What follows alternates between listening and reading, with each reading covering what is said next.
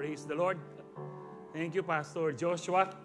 Isa pong pinagpalang gabi sa bawat isa.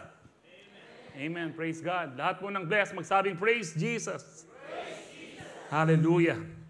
Praise the Lord. Alam niyo po, ang inawit po natin kanina, dahil si Kristo ay buhay, kaya po natin ang bukas. Amen. Sino po yung may mga pagsubok dito? Mga matitinding pagsubok. Walang kwenta po yan dahil si Kristo ay buhay. Amen. Kaya nga po, wala pong puwang sa atin dapat yung lungkot, yung anxiety, yung nagmamanok-manukan ka. Dahil Jesus is alive. Buhay po ang Diyos po natin, hindi po siya patay. Huwag po tayong mawala ng pag-asa. And that's why for 4 months now, almost 4 months now po ay pinag-aaralan po natin, or this is the 4th month na pinag-aaralan po natin about the unfailing faith of the believers, some Bible characters in the Bible. And I'm sure because of these examples of faith sa atin, tayo dapat ay nag-grow. Amen. It's very important na mag-grow po tayo sa ating pananampalataya because without faith, it is impossible to please God. Without faith, hindi ka pwedeng masave. We are only saved by grace through faith. Through faith in Jesus Christ. So, pangatlo na po itong karakter na pinag-aaralan po natin sa New Testament, na pag-aaralan po natin about po dun sa unfailing faith po ni John the Baptist at dyan last week. It's about the centurion. And ngayon po ang pag-aaralan po natin, hindi ko na patatagalin, it's about the unfailing faith of the woman with a blood issue. Mark 5:21-34. When Jesus had again crossed over by boat to the other side of the lake, a large crowd gathered around him while he was by the lake. Then one of the synagogue rulers named Jairus came, and when he saw Jesus, he fell at his feet. He pleaded earnestly with him, "My little daughter is dying. Please come and put your hands on her so that she will be healed and live." So Jesus went with him. A large crowd followed and pressed around him, and a woman was there who had been subject to bleeding for 12 years. She had suffered a great deal under the care of many doctors, and she spent all she had. Yet instead of getting better, she grew worse. When she heard about Jesus, she came up behind him in the crowd and touched his cloak, because she thought, if I just touch his clothes, I will be healed. Immediately her bleeding stopped, and she felt in her body that she was freed from her suffering. At once Jesus realized that power had gone out from him. He turned around in the crowd and asked, "Who touched my clothes?" You see people crowding against you. His disciples answered, "And yet you can ask, 'Who touched me?'" But Jesus kept looking around to see who had done it. Then the woman, knowing what had happened to her, came and fell at his feet, and trembling with fear, told him the whole truth. He said to her, "Daughter, your faith has healed you. Go in peace and be freed from your suffering." Let's pray. Heavenly Father, we thank you po sa pagkakataon pong ito na muli pinagkatipon-tipon niyo po kami. We are gathered here as one family to thank you, to praise you, and worship you, because you are worthy to be worshipped. You are worthy of praise. And we thank you for all the good things na pinagkakaloob mo po sa amin. Even, Lord, sa mga pagsubok na inaalaw mo, we thank you because we know meron kang magandang plano sa lahat ng bagay. You have a purpose. You have a reason, O God, bakit nakakaranas po kami ng iba't ibang pagsubok sa aming buhay. But then again, Lord, hindi kami dapat malungkot, hindi kami dapat matakot dahil buhay ka. At pinangako mo pong hindi mo kami iiwan at hindi mo kami pababayaan. Tonight, Holy Spirit, we allow you once again to move to each and every individual sa aming mga puso, sa aming mga isipan. Lord, reveal Jesus to us. Reveal the power of your word that we may receive the full blessings from your word. Maraming salamat po, and as we believe and receive your word, I declare healing, deliverance, and salvation be upon your people tonight, even sa mga naka-online. We thank you, Lord. We love you. We bless you. We give you glory. In Jesus' powerful name we pray. Ang lahat po'y magsabi ng Amen. Palakpakan po natin ang Lord. Now, matindi po itong pag-aaralan po natin ang kanya pong sakit ay hindi po huminto for 12 years na dinudugo po yung kanyang, siya po dinatnan po ng kanyang mens at hindi na po tumigil for 12 years, 24/7. Imagine that, noon po hindi ka pa nakakabili ng sanitary napkin. Imagine this na ano po ng babae na nakita po natin sa kwento, no? Sumingit lang siya, makita po natin si Jairus po ang unang humingi po ng tulong kay Lord, pero sumingit po siya. Makita po natin pananampalataya po natin. But anyway, kung di pa darating si Jesus, at hindi po kayo mag-absent next week, pag-aaralan po natin yung matinding faith din ni Jairus. Magkadikit po kasi yan, but we will focus our message tonight with this unnamed woman. I'm not sure bakit hindi po iligay yung pangalan. Most probably para hindi po siya ma-persecute kasi alam niyo po ang mga Pariseyo, ang mga teachers of the law, kahit na gumaling ka, matagal ka ng bulag, pero kung gumaling ka sa Sabat, pine-persecute ka. Kung gagaling ka against the law, pine-persecute ka pa rin. Ito po yung mga religious people na hindi sila masaya na nabibless ang mga tao kahit po under the law, parang bawal sa araw na yon. But kaya nga siguro hindi nilagay ang pangalan, baka hanapin kung kanino lahi. But anyway, what is important dito po sa babaeng ito, alam niyo po sa Bible, tapatan lang. Manood ka pang ng news.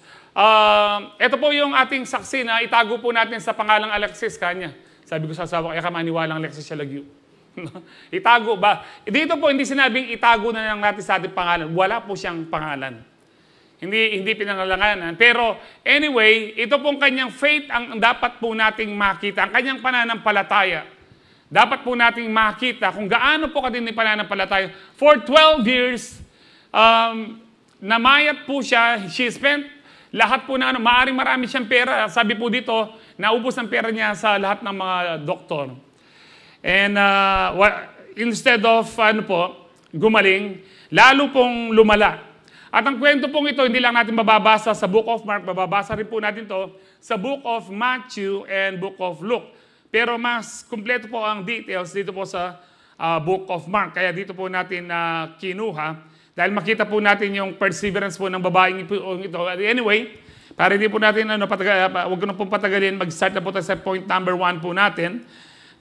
This woman with the blood issue had an unfailing faith in God because number 1, she pushed herself to the crowd to touch Jesus' cloak.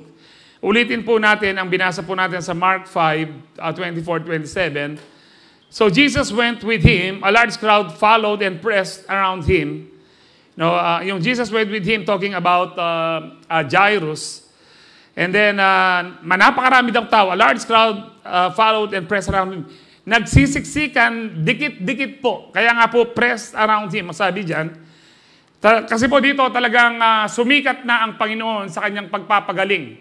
Marami nang nakaalam na wala pang nagpagaling pa ng katulad po niya, na wala pa hong nagpapagaling ng ganito noon kundi si Jesus lang. At matitindi po ang mga pinapagaling niya. And a woman, sabi po dyan, was there who had been subject for bleeding for 12 years, non-stop. Walang araw, walang oras na hindi po siya dinudugo. Just imagine kung ano po yung dapat niyang i-maintain para po hindi po umagos po yung dugo po sa kanyang katawan. Paano niya pigilan po ito? Sabi diyan, she had suffered a great deal under the care of many doctors. Nag-suffer po siya, Hindi po siya na-comfort sa maraming doktor, nag-suffer po. Sino po dito kung minsan, hindi naman po lahat, Kung kailan ka pumunta sa doktor, lalo ka nagsasuffer. Lalo na po yung sasabihin nila sa'yo, magbayad ka na, 45,000 a day. Grabe po, Dito po, talaga pong nagsuffer po siya. Sabi, yet instead of getting better, she grew worse. Lalong lumala po ang kanyang kalagayan. But, ito po yung good news, when she heard about Jesus, she came up behind him in the crowd and touched his cloak. Nung narinig niya si Jesus, nagkaroon po siya ng chance. I do believe ganito po nangyari dyan. Matagal na niyang narinig si Jesus, but because she was very weak, hindi siya makapunta kung nasan si Jesus. Most probably, ang prayer niya ganito, I pray, God, that one day I will encounter Jesus myself. Na pumunta si Jesus dito sa aming lugar at kahit anong mangyari, makikipag-unahan ako, makikipagsiksikan ako para lang ma-encounter ko siya. And when she heard about Jesus, nagkaroon po siya ng faith. Remember, sabi po ng Romans 10:17, faith comes by hearing and hearing the word about Christ. It's about Christ. Nung narinig natin that with Jesus, meron pong pag-asa, through Jesus, maliligtas po tayo, and we believe it, nagkaroon tayo ng faith. Kaya wala po tayong pwedeng may pagmalaki. Nagkaroon ka lang ng pananampalataya because you heard the good news about Jesus. And it was our choice na to believe in Him. That those who believe in Him will not perish, shall not perish, but will go to eternal heaven with Him. Amen. Kaya nga po, every time we are hearing about Jesus, yung faith po natin, napapansin niyo po, lalo pong lumalago. Ewan ko po sa inyo, ako po kapag I'm hearing about Jesus, kahit po sa mga testimonies lang every Wednesday, yung parang merong gustong sumabog sa loob mo. Naalala ko po yung dalawang disciples na naglalakad po sa road to Emmaus, kung alam niyo po yun nung nag-resurrect si Lord. And then kinukwentuhan sila, hindi nila alam si Lord yon, hanggang nung in-invite sa bahay nila, pinilit, and then ang ginawa ni Lord, tinaso yung tinapay, tsaka bigla siyang nawala. And then sabi niya, sabi ko na nga ba si Jesus, hindi ba? Nung nagsasalita siya, sabi ng isa, parang sasabog ang puso ko sa mga sinasabi niya.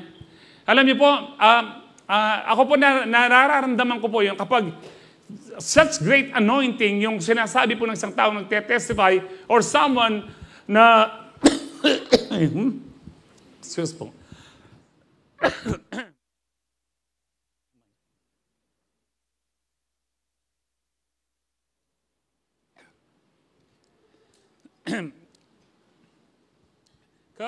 If you're hearing about Jesus, yung pong nabibless ka, parang gusto mong umiyak, na parang gusto mong, praise the Lord, sumigaw. Kasi po yun ang buhay na salita na nasa atin. Kapag naririnig mo na about the goodness of God, nakakarinig ka ng pag-asa, nakakarinig ka ng milagro na ang Diyos ay buhay. Ako, as a pastor po, kahit po pastor na ako, pag naririnig ko, kahit sa MC lang, sa worship leader o yung nagte-testimony, when I'm hearing about the goodness of God, wow, parang gusto mong umiyak. Na talagang buhay ang ating Panginoon. This woman, when she heard about Jesus, sabi niya, eto na yung pag-asa ko. But ang problema dito, nagkaroon nga siya ng pananampalataya, pero alam niya, under the law, bawal siyang lumabas. Bala mo kaya, Ethan, 2020, bawal lumabas. Bawal siyang lumabas. Lahat ng unclean. Ang mga unclean po nun, yung mga ketongin, may mga ganyan po, discharge with blood, may mga discharge po sa stomach po nila, nag-LBM. At iba sa lalaki po, mga medyo hindi po gaano maganda, no? Pero anyway po, kapag ganyan ka, you are considered unclean. At kapag unclean ka, katulad po ng isang ketongin, at kung dadaan ka, kasi i-isolate ka, wala kang family. Kahit pamilya mo, hindi mo pwedeng kasama. I-isolate ka, dapat nasa malayo ka, nasa wilderness ka, until such time na ikaw ay malinis na. At kapag malinis ka na, katulad ng babaeng ito, pag malinis ka na, kailangan siya mag-offer ng 2 pigeon, para po i-offer, 1 for sin offering and 1 for burnt offering. And bago po mangyari yung matagal, kapag dadaan ka po sa isang community, dapat sisigaw ka, I am unclean. Bakit? Para tumabi po yung mga tao. Kasi kapag naging unclean yung mga tao, hindi sila pwedeng pumunta sa sanctuary ng Lord, pwede silang mamatay. Saan po natin makikita? Makita po natin yan sa Leviticus 15:25 at saka po verse 31. Sabi dyan, when a woman has a discharge of blood for many days at a time other than her monthly period or has a discharge that continues beyond her period, so nagkaroon po siya ng period pero nag-continue pa rin, she will be unclean as long as she has the discharge just in the days of her period. Tapos kung babasahin po yung masusulat, kailangan siyang umalis sa community. Mag-isa. Grabe po ito. Daig pa ho nang naka-isolate ka na COVID. Sa COVID po, at least pinupuntan ka ng doktor at saka po ng nurse. Dito po, wala ho. Pero pastor, paano siya pumunta sa mga doktor? Well, pumupunta siya sa mga doktor, magbabayad siya ng mahal, at yung mga doktor na yon, meron po kasing ceremonial cleansing. Kapag ikaw ay humawak po sa mga taong unclean, kailangan kang, yung iba po, ganito po siya. Kailangan yung damit mo, labhan mo, maligo ka, hanggang gabi dapat nakahiwalay ka muna for you to be ceremonially clean na. At makakasama mo na ang iyong pamilya at pwede ka na pumunta sa temple. Ganun po siya. Medyo mahirap din, pero that is only for one day. So yung mga doktor na yon, most probably, sinasacrifice nila po yung kanilang one day para lang matignan po itong babaeng ito. Pero hindi po ito araw-araw. Siyempre, ayaw po ng mga very religious po ang mga Hudyo. No, kahit po doktor yung mga ito, gusto nilang natutupad ang law of Moses. So talagang most of the time, sa buong buhay po ng babaeng ito for 12 years, mag-isa lang po siya. I don't know kung paano po siya kumain. No? Kasi po kapag noon po parang dahil walang mga media, walang social media, walang television, walang radyo, madali para sa baryo po, kahit napakalaki po ng baryo, pag tinanong mo yung isang tao, kilala po nila lahat. Anong problema ng isang tao sa baryo, alam din po nila. Kasi walang magawa ang mga tao, puro chismis. Ganun po. Dito ho, ganyan din. Ilang taon ng unclean yan. Hindi na gumaling. Maaring, may asawa siya, pero tinakwil, pati anak po niya. Maaring buhay pa yung kanyang mga magulang. Pero hindi rin siya tinanggap. Hindi kita pwedeng alagaan, anak, kasi unclean ka. According sa law of Moses, hindi tayo pwedeng magsama. So napakahirap pong mabuhay under the law. In verse 31, sabi niya, you must keep the Israelites separate from the things that make them unclean. Hiwalay nyo ang mga Israelita sa mga taong, sa mga bagay, sa mga tao actually po, na pwede silang maging marumihan, so they will not die in their uncleanness for defiling my dwelling place which is among them. No, hindi sila mamatay sa aking presensya, sabi ng Panginoon. Kasi po kung unclean kang pupunta dahil nakahawak ka ng taong unclean, pwede kang mamatay sa presence ni Lord. This is so, grabe po itong law pong ito. Now, for 12 years kasi, ito po ang problema niya. Kung paano siyang, at nakakamangha po dito, hindi po siya nagpakamatay. She has the reason na buti pa mamatay nila ako. Depressed. Hindi po siya nawalan ng pag-asa. Hindi siya nawalan ng pag-asa pong No, siguro nag-iisip kayo, ikaw pastor, mag-18 years na. Pero siya po araw-araw. Hindi naman po araw-araw dinadialysis. Ito po araw-araw, non-stop. Talaga pong matindi ang kanyang pinagdadaanan. Nanghihina na po siya ho dito. Nanghihina na siya ho dito at maputla po siya. Kasi nga ho, araw-araw, inaagasan po siya ng dugo. Yung hemoglobin po niya, na nagdadala po ng oxygen sa dugo po natin, bagsak na po ang hemoglobin niya. Dapat nasa 140 sa mga lalaki, 150 sa babae, ito 160 ang hemoglobin. Pero kung ang hemoglobin mo po, nag-110 na yan, so yung sa mga dengue, kung minsan 80, 70 na, kaya nga po, hinihingal po sila, kailangan mag-oxygen. Now, itong babaeng ito, hinihingal po siya, pero pinili po niyang makipagsiksikan sa maraming tao. Why? Because she was desperate for her healing. Sometimes we need to be desperate for Jesus. Hindi yung, basta, bibigay naman ni Lord.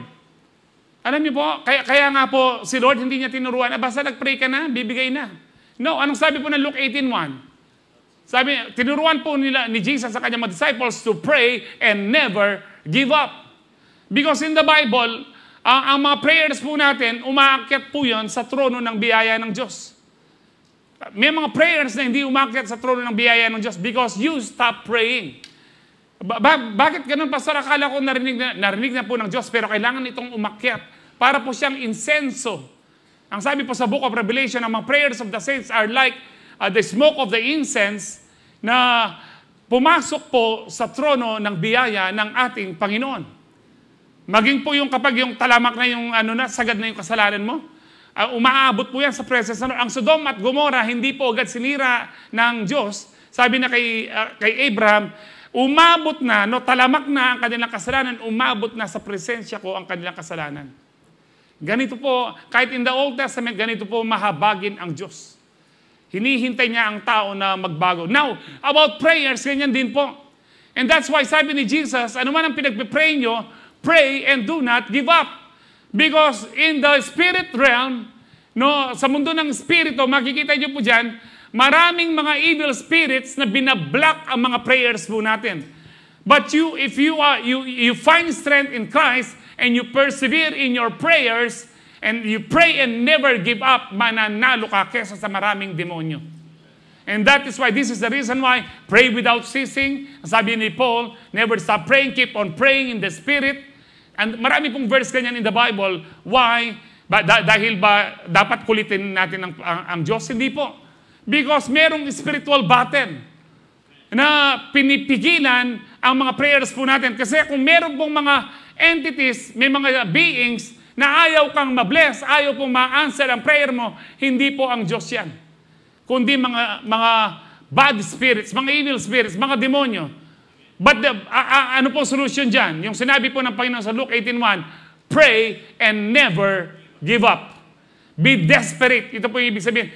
Yung babaeng balo po dito sa Luke 18:1, kung maalala po, desperado po siya araw-araw, kahit alam niyang masama yung judge, kahit alam niyang di naniniwala sa Diyos, walang pakialam sa tao, pero dahil desperada siya, hindi niya tinigilan ng kakahiling na bigyan mo ko ng hustisya. And that's why, I do not know kung gaano na kayo katagal nagpe-pray, o baka mas matagal pa kayo nagpe-pray sa akin. Ako po, 17 and 8 months na po, 17 and 9 months to be exact, po akong nagpe-pray na mawala po ako sa dialysis. Kung, alam niyo po, siguro yung 1 year parang matagal na, kung yung 3 years parang matagal na. If I stopped praying many years ago, matagal na akong patay. Bakit ako buhay ngayon? Because I keep on fighting. Nasabi ng Bible, fight the good fight of faith. Kung alam niyo po, the battle hindi na po, the battle belongs to the Lord. The battle now belongs to us. But with God. Lumalaban tayong kasama ng Diyos. Saan po? Sa ating pananampalataya, sa pamamagitan ng hindi tayo tumitigil manalangin. Hindi tumigil po ang babae ito na kaya ko to, hinihingal po siya. Imagine niyo po ito, no? Very weak po siya, hindi po yan nakatayo. Ang ginawa po niya dahil maraming tao, gumapang po siya. At ang sabi niya, kailangan ako makarating kay Jesus. Kailangan akong marating siya para gumaling ako. Alam niyo po, ang sabi po diyan, the crowd are pressing around Jesus. Nagtutulakan. Maaaring siya po yung natatapakan. Yung daan po nun, hindi po nakaspalto at hindi nakasemento. Magaspang at maalikabok. Baka may mga pupo pa ho ng mga hayop, ng camel, ng donkey, ng aso.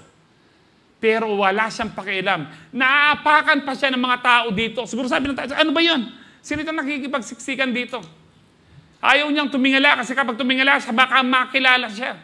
Ba, ito yung babaeng unclean na.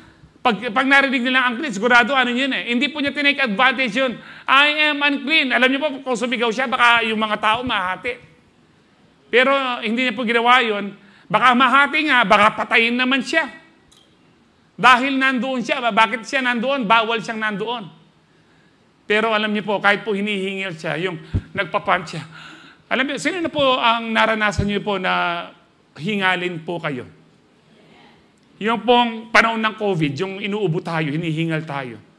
Bumaba yung oxygen level po natin. Na hinihingal ka, kailangan at least yung oxygen level mo nasa 96. Pero alam niyo po, pag na-experience mo, nasa 90 na lang. Ang sakit na pong huminga. Ako po noon, hindi po sa pag alam ko pong titest po yung oxygen ko nung na-COVID po ako, ginagawa ko po, inhale, exhale. Effective po, makita mo. Kasi po, meron ako sariling pang test eh. Tinitignan ko, pag hindi, subukan ko po hindi humihinga. Bumaba ba siya? Ba accurate nga ito? Hanggang made in China mo ako. Accurate naman ako. Pag nag-inhale, exhale po ako, tumataas po siya. 92, 93, 94, hanggang 96. Sometimes, umabot po siya ng 99. No? And yun po ang ginawa ko. Pero naranasan ko po yung nagka-pneumonia po ako. 2 step lamang po. Parang ano, naranasan niyo ba ito? Naranasan ko po yung bagsak din yung hemoglobin ko po. Hindi ako makakyat sa agdan. Kaya na blood transfusion po ako ng 4 na bag. Ganun po karami. Sa amin, marami pong, may mga nagda-dialysis, regular po yung blood transfusion nila kasi laging bagsak ang hemoglobin nila. Lagi po, pag dumating po sa dialysis, nagpapa-oxygen. Sa bahay po, may sarili silang oxygen. Dahil nga po, bagsak ang hemoglobin. Ito pong babae ito, walang oxygen noon. Matagin yung maalikabok, tiniis niya po yun.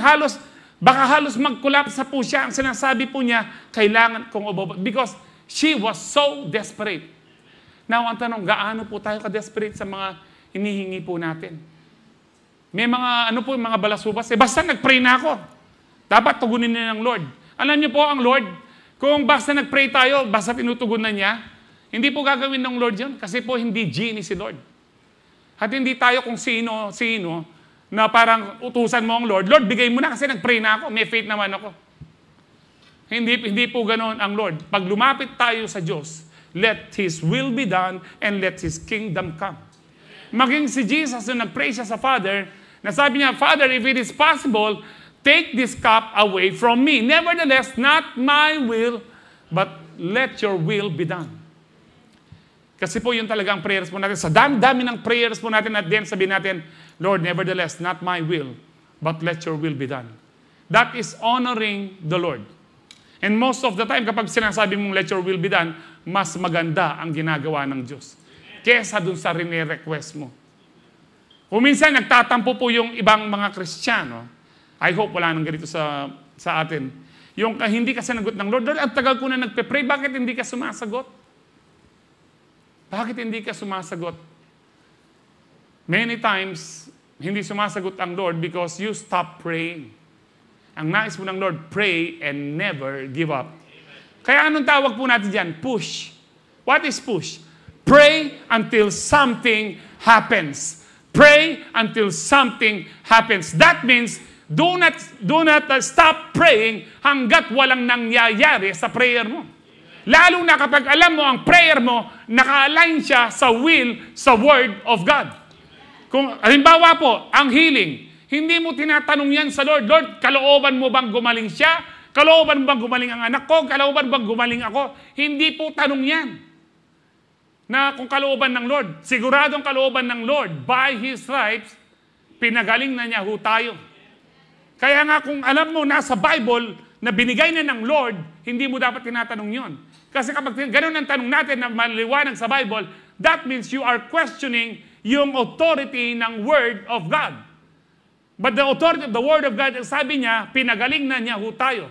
And that is why, keep on praying. And that's why kahit po ako ngayon, 17 years and 9 months na, I keep on praying. Because I know it is the will of God to be healed, to be healthy and strong. Because it is written, by His stripes, we are healed. In Jesus' name. Marami po. Hindi nyo rin tinatanong dyan na, Lord, kalooban mo bang makatapos sa pag-aaral ng anak ko? Kalooban mo bang kumain kami? Ang sabi ng Lord, I am your Jehovah Jireh, the God who provides. No, the Lord is my shepherd, I will lack nothing. Hindi ako magkukulang. Hindi kalooban ng Diyos sa atin na nagkukulang tayo. Nakasulat na. And there are so many prayers which are preposterous, ridiculous, katawa-tawa sa harapan ng Diyos. Kung minsan nagpe-pray tayo na parang mas marunong tayo. I prayed a wrong prayer din ho noon. Ang sabi ko, Lord, kahit hindi mo ako pagalingin, maglilingkod ako. Nakaka-touch, no? But it was wrong prayer. Nakaka-touch lang tingnan. Marami pong nakaka-touch na panoorin po sa YouTube at saka po sa Facebook. But they are not biblical. But, however, baka sa atin po, sa mga prayers natin o sa mga principles natin, baka marami tayong kaisipan, prayers, principles, na parang nakaka-touch, pero hindi sila biblical. Nung kakaaral ko po ng Bible, nung 2007, nag-enroll po ako ng Bible school, sa kakaaral ko po na, I realized that my prayer was wrong. Na kahit hindi mo ako pagalingin, Lord, bakit? Binigay na niya ang kagalingan. Parang sinasabi ko, mas mabuti ako sa iyo, Lord. Ano pa yung mga wrong prayers natin? Lord, bakit siya ang binigyan mo ng karamdaman ng anak ko? Ako na lang ang bigyan mo. Hindi ang Diyos ang nagbibigay ng karamdaman. Most of the time, tayo sa katigasan ng ulo natin at ang dyablo. Ang Lord po, ang sabi niya, I have come that you may have life and have it more abundantly. Amen. And that is why kung alam mo, yung hinihiling mo ay nasa Bible at parang ang tagal na, pero kalooban ng Lord, be desperate for it. Be desperate for Jesus. Katulad ng babae pong ito, inihingal, kailangan ko. Can you imagine that? Imagine, just, for a little while ngayon, imagine niyo po yun, maraming tao, parang EDSA revolution. Kasi sabi nga nila, parang rockstar si Lord pag dumating siya. Nagsisiksika ng mga tao. Pero umaalikabok. Ang babae pong ito, gumapang po siya. It's very important kung ano pong hinihiling po natin. Be desperate for Jesus. Ano ibig sabihin ng be desperate for Jesus? Parang wala kang pag-asa? Opo, wala kang ibang pag-asa dapat kundi si Jesus lang. Wala kang dapat na inuuna kundi si Jesus lang. But sometimes, ang unahin natin, yung kaibigan natin, unahin natin yung kakilala natin, kapag wala ka ng last resort na lang si Jesus. Hindi po dapat last resort si Jesus. Si Jesus, siya lang dapat ang puntahan natin anuman ng kalagayan po natin. Hindi po patapon ang Diyos sa atin dapat. Alam po ng Diyos yan. Kapag nangangailangan ka ng pera, sino iniisip mo? Yung magpapautang sa'yo? O si Jesus? Alam niyo po, dito po sa Calvary po, dapat po, kung may utang po tayo ngayong year na ito, mag-declare kayo, Lord, ayoko na po ang utang at ayoko na rin mang-utang.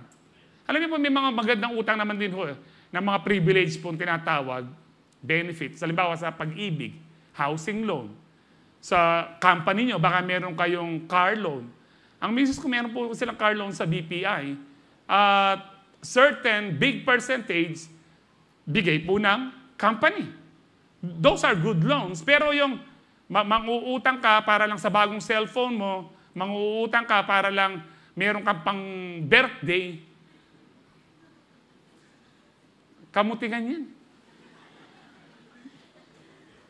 No, lahat po yan, hindi maganda. Sa mga anak ng Diyos, kung tayo ay anak ng Diyos, hindi ka dapat nang uutang. Tayo ang nagbibigay. Tayo ang nagbibigay. Ngayon, ang mas maganda dyan, kung hindi mo kailangan ng mangutang sa pag-ibig o dun sa mga ibang agency na privilege po natin, binigyan ka naman ng Lord na pang-ipon, bilin mo. Alam niyo po, dapat tignan natin yung mga kung meron kang pera. Kung minsan, mas gusto natin yung pera kesa dun sa dapat natin bilhin na kailangan natin. Tapos, kapag merong sale, anong ginagawa po natin? Kahit hindi mo kailangan, binibili mo dahil, wow, 90% off. Atin bang makanita? 90% off na halos pamiyana niya mo. Alam niyo po, turo ko nga sa mga anak ko, kahit na mahal siya, kung kailangan niyo, bilhin niyo. Pero kung hindi niyo kailangan, kahit naka-sale siya, huwag niyong bibilhin. Sayang siya. Kasi nabudol-budol kayo nun. Halimbawa, dati siyang 2,000, ang sabi 500 na lang. Sayang. May 500 ka pa mo rin. Makanta po, minsan maging mulalata mo. Kauli kang bali, nanan me. Wala, dahil hindi mo siya kailangan. Ngayon, sabi nga sa mga ka-CU ko, sinasabi ko po, halimbawa, meron kang, kailangan mo ng washing machine, gusto mo yung, ng house kanita, all-in-one na. No? Matik na po siya. Na pag lumabas, nakatupi na. No? Halimbawa, siyempre gusto mo inverter, 60 to 100,000. Mamili ka, tignan mo i-withdraw mo yung 100,000. Gano'ng karami yun? Ganyan po. Hawakan mo.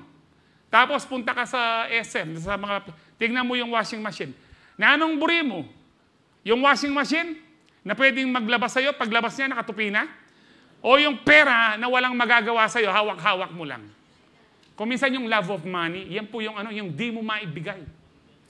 Pag kailangan mo, kahit mahal, bilhin mo. Bakit? Ang Panginoon ang iyong pastol, kailanman hindi ka magkukulang. ang pinakamaliit na blessing na pwedeng tanggapin mo, kapatid, pera. Kaya lang lumalaki yan sa pagmagiging mukha mo ng pera. Kaya let us be desperate for Jesus. Sabi po sa Psalms 31:14-15, I am desperate, Lord, I throw myself upon you, for you alone are my God. Parang po itong babaeng ito, desperado ko, Lord. No, talaga pong itutulak ko ang sarili ko sa iyo dahil ikaw lang ang Diyos ko. My life, my every moment, my destiny, it's all in your hands. Ba't hindi po itong pagkakaano ng PPT, no? My life, my every moment, my destiny. For 12 years, her life, her every moment, her destiny ay para pong walang pag-asa. But she threw herself to Jesus and find healing. So I know you can deliver me from those who persecute me relentlessly. Psalms 42:1-2. As the deer pants for streams of water, so my soul pants for you, my God. My soul thirsts for God, for the living God. When can I go and meet with God? Alam niyo po, yung mga usa, kahit mamatay sila, basta po sila uhaw, iinom po yan. Ang mga hunter po sa gubat, kuminsan yung batis na pinag-iinuman po ng mga usa, binabarhan po yon para po mapilitan yung usa na lumapit sa kanila. Kasi natutuyo na po banda kanila. Aakyat po yan o saan man, yung batis, mamatay na mamatay, pero hinihingal po silang makainom. Nang sabi po dyan, ask the deer, kung paanong hinihingal ang usa na makainom, sabi, ganito rin ang kaluluwa ko. Uhaw-uho ba ang kaluluwa nyo kay Jesus? Kung bakit tayo nandito? Naranasan nyo na bang mauhaw? Yung kahit ano pong iinumin nyo? Alam nyo yung panahon po namin during 80s and 90s, nagbabasketball po kahit tanghali. Tapos yung pustahan, ice water lang. No, dahil natalo kayo, isang ice water lang sa inyo, pasa-pasa pa. Andiyan bungi-bungi yang mag-toothbrushing kaya mo. Kuwanan me, inuman me. I remember, no, hindi ko po makalimutan to, dito po kami sa Lourdes, yung isa pong kalaro namin, tumakbo kasi may refrigerator sila. Alam niyo po, panahon namin, kapag may refrigerator ka, big time na ka. Kasi noon, dapat meron kang piso, salwa ng yelo, sabi po mo, pamarimla, pamasyas. Dinwaring yelong marimlan eh. No, now, pag uwi niya, uminom po siya, ating makagarapon. Hinom niya, kay kanyaman, nakarimla na. Pangabagyating ni bagsak, pustiso ya pala yan. Bakit? Desperado pong makainom. Gagawin mo ang lahat. Noon po, walang arte-arte. May gripo dyan, may bomba, doon tayo umiinom. Lalo na po sa poso, lalo na po kung talagang uhaw na uhaw ka na. I remember po nung first time po namin mag-hiking sa Mount Arayat kasi 4 times ko pong inakyat po noon yan, kabataan po ako. Hanggang doon sa pinakamataas. No? First time po, isang litro lang po ang dala po namin tubig. Nasa kalagitnaan pa lang po kami, malapit pa lang kami sa White Rock kung nagpunta na po kayo sa wala ng tubig, naghanap po kami ng wala po kami makitang tubig. Nakakita po kami ng tubig na umaagos ng konti, pero may mga kiti-kiti. Alam niyo po, dahil desperado kaming makainom, uminom po kami doon. In fact, yung pong nasa earthquake, alam niyo po yung nag-survive, nasa mga building. Naalala niyo sa mga, limbawa sa Baguio, yung ihi po nila iniinom. Ganon po ka-desperate. Now, ang tanong, dapat mas desperado tayo for Jesus. Dahil kung yung itong mga ito, pati ihi po nila, niinom nila para mabuhay lang sila, tayo, alam nyo, para mabuhay talaga tayo, na merong kapayapaan, merong kagalakan, merong protection, at hindi tayo nagkukulang, let us be desperate for Jesus. Na yung inaawit po natin ito yung, as the deer panted for the water, so my soul longing after thee. You alone are my heart's desire, and I long to worship thee. Hallelujah. Mag-worship tayo na po tayo na. Praise God. So, unfailing faith is being desperate for Jesus. Kung meron ka talagang pananampalataya that does not fail, ito po yung dapat kang maging desperate for Jesus. Yung ibig sabihin po ng desperate for Jesus, wala kang ibang hope, wala kang ibang pag-asa, wala kang ibang Panginoon, wala kang ibang tagapagligtas, wala kang ibang manggagamot, wala kang ibang provider, kundi si Jesus lang. Wala nang ibang Diyos, kundi si Jesus lang. Amen! Amen! Palakpakan tayo po yung Ginoo. Number 2, the woman with the blood issue had an unfailing faith in God because she made a powerful declaration concerning her healing. Balikan po natin verse 27 and 29. Ang sabi po dito, when she heard about Jesus, she came up behind him in the crowd and touched his cloak because she thought, if I just touch his clothes, I will be healed. Alam niyo po, ang kwento talaga ho dito, I do believe ganito po yung mindset una ng babae dahil narinig niya lahat ng nililihan si Jesus gumagaling. So gusto niya, makarating din siya sa harapan ni Jesus at palihans po siya. But because of the very thick crowd, hindi po siya and then tinry po niyang makisiksikan, parang mabagal. And then paalis si Jesus. Remember, si Jesus papunta po siya sa bahay ni Jairus. Sabi niya, so binago niya, sabi niya, parang hindi ko na magagawang malihan sa ni Jesus. Pero mahawakan ko lang ang laylayan ng kanyang damit, alam ko, gagaling ako. Alam niyo po, this is a powerful declaration sa kanyang sarili. Kinausap niya yung sarili niya. Pinitin mo, sige, sarili ko, kaya mo yan. Gumapang ka, mahawakan mo lang. Konti na lang, mahawakan mo. Makipagsiksikan pa, bayaan mo yung naapakan ka. Pero pag nahawakan mo siya, magaling ka na. Because ano ito yung she thought? Sa King James po, for she said, ang sabi po dyan. Nagsalita siya, nag-declare po siya. She said, if I may touch his clothes, I shall be whole. Maganda po siya sa TPT. For she kept saying to herself, kung mahawakan ko lang ang kanyang damit, alam ko, gagaling ako. Yung habang gumagapang siya, mahawakan, sige, pilitin mo, mahawakan mo lang ang damit niya, gagaling ka. And that's why, sa atin din po, but wala pang answer prayer. Hindi, magpipray pa rin ako. Alam ko, nandyan na yung sagot sa aking mga panalangin. Alam ko, tutugon ang Diyos. Magpray ka pa rin. Huwag kang, never give up, mabuti ang Diyos. You need, alam niyo po, kung wala nang mag-encourage po sa inyo, you need to encourage yourself. Kausapin niyo po ang sarili niyo. Sino po dito magiging honest, katulad ko, kinakausap po natin ang sarili po natin. Huwag niyo lang gawin yan sa labas, no? Delikado po yan, baka, saan tayo, dalhin ka? Saan niyo po ako dadalhin? Maribeles. Bahalo yun na kanita. Pero ako po madalas ko sinasabi sa sarili ko, masakit po yung pakiramdam ko, sabi ko, tumayo ka. Wala yung karamdaman na yan. Mas powerful yung Diyos na nasa puso mo. Mas powerful yung Spiritong nasa iyo. Greater is He that is in you than He that is in the world. Mas power, kahit gaano man kumikirot sa katawan mo, may mga kumikirot po sa mga katawan po namin, lalo na sa aking pagdadialysis na mahaba na po. Pero I keep telling myself na lahat ng ito walang kwenta. Walang kwenta ito. Mas powerful pa rin ang Panginoon ko. Hindi ko po magagawa lahat ng ito. No? Lalo na po ngayon, no? Because mga months before po, dahil po, hanggang ngayon po mayroong masakit po sa tuhod ko, dito po sa mga balakang ko sa mga joints. Hindi ako makatayong mahusay, makalakad. Masakit po. And then, makikita mo po yung dati kong kasama sa nagda-dialysis, mahusay, nakakapaglakad po siya ngayon. Naka-wheelchair. Hinihiga po sa dialysis, hinahawakan, hindi makagalaw, parang paralyzed. Ang sabi ng diablo sa akin, papunta ka na dyan, kaya nga sumasakit yan. Ang sabi, ako. Kailangan mo pong tanggihan, kausap, may paniwala ng lulub kaya utak mo. Huwag mo paniwala yung pumapasok sa isip mo. Ang paniwalaan mo ang Diyos. God is the strength of your heart. Philippians 4:13, I can do all things through Christ who gives me strength. Nothing is impossible with God. I don't know kung ano po yung dinideclare nyo. What you keep declaring, yun po ang nangyayari. Remember yung word last week na pinag-aaralan po natin? Kahit po sa Matthew 9:21, ito po talagang sinabi, she said to herself, if only I touch his cloak, I will be healed.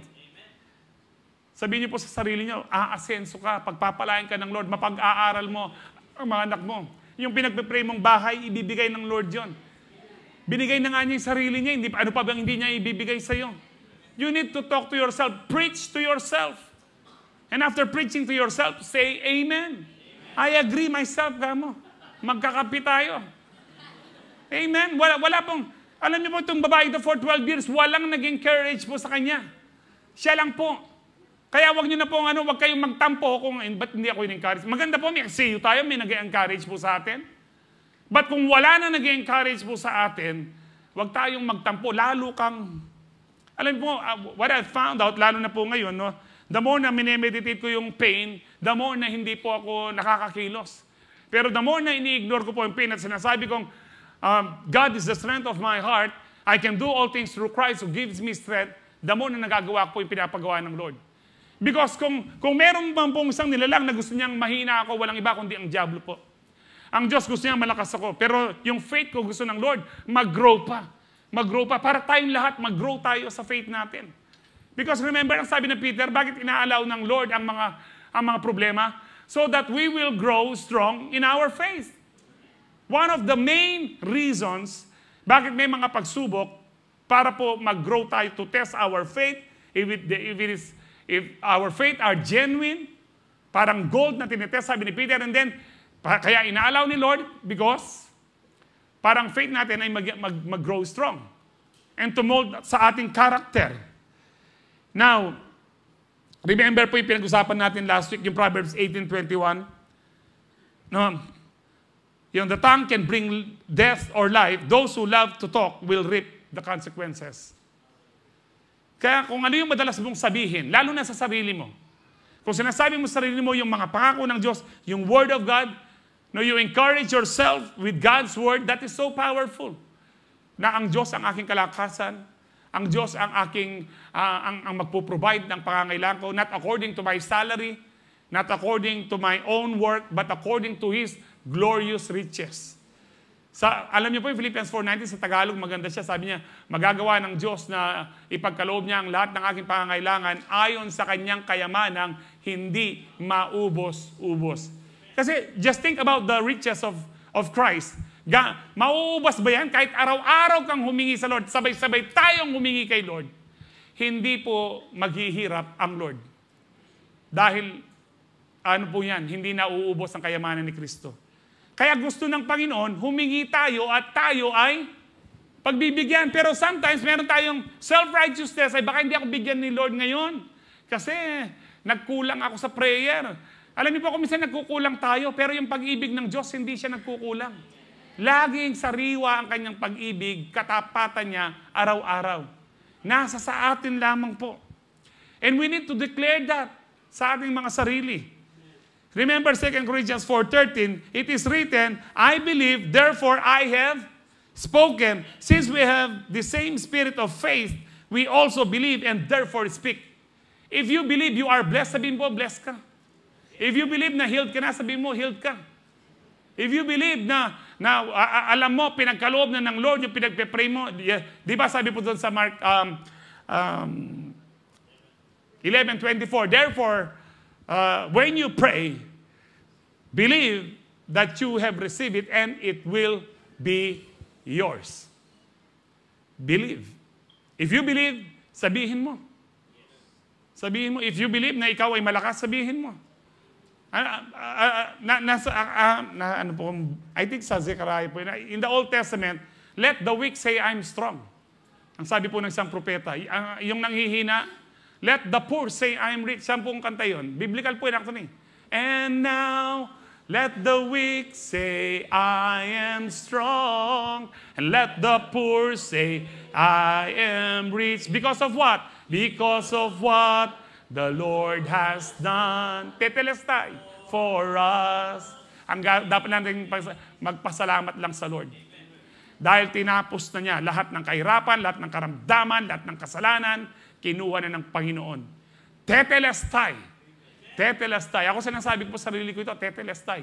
Antindiyanan naman. Maintindihan po na sarili, ano ba tetelestai? It is finished. Tapos na ang karamdaman, tapos na ang kahirapan.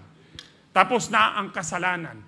Amen. Tapos na ang takot sa atin. Hindi na tayo dapat matakot. You need to declare if you believe. If you believe yung anak mo na pinag-aaral mo, magiging doktor yan, i-declare mo na.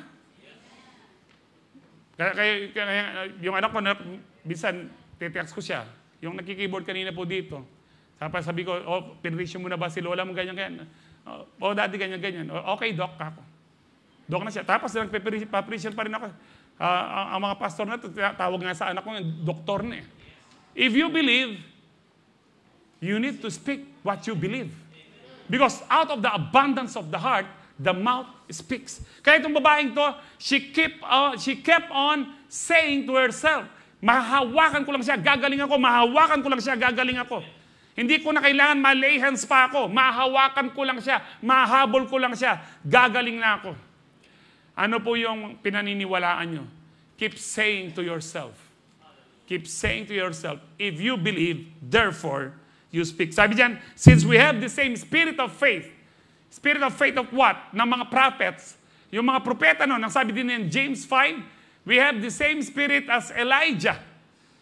Same nature as Elijah, kamukha nating tao, but when he prayed na hindi umulan ng 3.5 years, hindi umulan ng 3.5 years. After 3.5 years, nag-pray siya na umulan na. Sabi doon, kung kaya ni Elijah, kaya mo rin because the same spirit na nag-work kay Elijah, same spirit is in you. 1 John 4:4. Ano po yun? Greater is He that is in us than He that is in the world. Sino pong nasa atin? The Spirit of Jesus. So unfailing faith is declaring God's word to yourself. Anong sabi ng God's word? You are blessed, you are forgiven, you are saved, blessed beyond measure, you are healed, you are protected, full of the Spirit of God, full of peace, full of joy. Lahat po ng pangako ng Lord, i-declare mo sa sarili mo, sa family mo. And that is powerful. Number 3, this woman with the blood issue had an unfailing faith in God because she humbled herself before the Lord with a grateful heart. Nagpakumbaba siya sa Panginoon na merong pasasalamat. Kasi po sabi ng Lord, sinong humawak sa akin? Ulitin po natin sa Mark 5:30-31. At once Jesus realized that power had gone out from him. Na-realize na merong lumabas na virtue or power from Jesus. He turned around and in the crowd and asked, who touched my clothes? You see people crowding against you. His disciples answered, nagtutulakan yung mga tao nag-uunahan sa iyo. Lord, hinahawakan ka nilang lahat. Tapos sabi mo, and yet, you can ask, who touched me? Nagtataka po, kahit po siguro tayo magtataka, Lord, ano pa niya biyang munti? Ganaga natatanong kaya ka. Pero sabi po dito, verse 32, but Jesus kept looking around to see who had done it. I don't know kung, siguro hindi alam talaga ni Lord kasi nag-ooperate siya bilang tao. O maaring alam niya, pero gusto lang niya na yung babae ay talaga pong by faith, lumabas po siya with boldness. And then the woman knowing what had happened to her, kasi alam niya, naghahanap si Lord, nandun po siya, maaring nakaupo, nakatayo na, came and fell at His feet and trembling with fear. Bakit siya natatakot? Kasi kilala siya as unclean. Bakit siya nandoon? And then, anong ginawa niya? She told him the whole truth. Lord, 12 years na po akong unclean. Sorry po, Lord, nandito ako. Kaya lang desperado na po ako. Naubos na po yung yaman ko, Lord. Hinihingal man ako, halos mamatay na ako, mawalan po ako ng hininga, na mahawakan ko lang po ang laylayan ng damit niyo para gumaling lang ako. Sinabi po niya yung totoo. At nagpasalamat niya, salamat po at pinagaling niyo ako. Alam niyo po ang punto ho dito, marami po sa atin kung minsan, nakakalimutan natin magpasalamat sa Diyos. Give thanks with a grateful heart. May mga kilala po kami, yung mga pinag-pray po, umasenso yung mga trabaho at business po nila. Pag ginano mo, pag busy, kung minsan mga katwiran la pa. Itang, Pastor, binigay ng Diyos itong negosyong ito. Dapat ko rin huwag pabayaan. Buri kong sabihan kayo, bakit Diyos ka para iniapaburi niyan? Kahit nandun ka sa business, ilan na po yung business na nandun yung may-ari, hinold up, pati yung may-ari, binaril. You can never protect yourself. You can never protect your family. You can never protect your businesses apart from Christ. Kahit iwan mo ang family mo, pansamantala, iwan mo ang negosyo mo, pansamantala, kung yan ay pinagpe-pray mo kay Jesus, walang sino mang masamang loob ang mananaig dyan. Pero kahit nandyan ka, ang buong pamilya nyo, bantayan nyo yan, pero wala si Jesus, pati kayo mamamatay. Nasa mga balita po yan, pinatay yung negosyante. Kailan lang po yung sindikato ng mga pulis? No, hinold up siya ng 5 million, mga pulis po, yung negosyante. Ay, 3 million. Ewan ko na ano niyo po yun. Po tayo ng 3 million. Ano po nangyari ko doon? Nandun po ang, meron siya mga security guard, nandun ang may-ari.